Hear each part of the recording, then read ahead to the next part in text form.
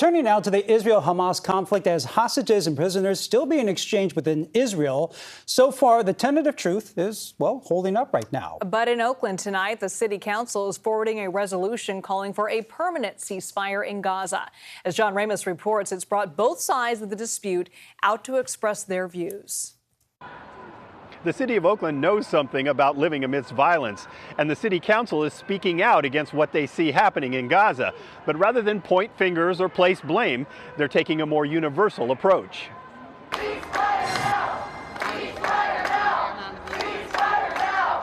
The resolution that's getting unanimous support from the council calls for an immediate ceasefire in Gaza. That was enough to bring both Israel and Palestinian supporters to City Hall to engage in a battle of words.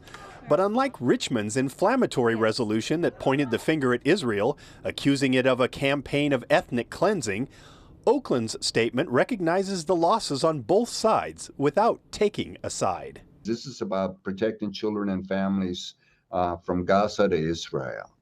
And certainly, you know, we recognize the problem with Hamas in terms of initiating the violence, but at the same time, we're asking for peace.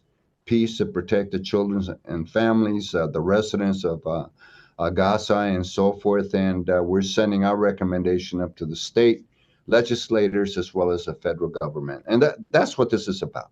The resolution calls for Congress and the U.S. government to demand a permanent ceasefire, something Israeli President Benjamin Netanyahu has rejected. Tyler Gregory with the Jewish Community Resource Center says a declared ceasefire would allow Hamas to rearm and would not guarantee the return of all hostages. What we're concerned about is calling for the immediate ceasefire without the return of the hostages home, and while Hamas is still in power, just doesn't really add up. So we're hoping to make some amendments today that set the record straight. But Ellen Brodsky, a protester with Jewish Voice for Peace, says while it's good to see a truce while hostages and prisoners are exchanged, the attacks on Palestinian neighborhoods cannot be allowed to resume. But I think we have to keep the pressure up because so far it's still a temporary ceasefire, and that's not satisfactory. What we can't have happen is for the ceasefire to end and Israel to go back visiting its violence upon the people in Gaza.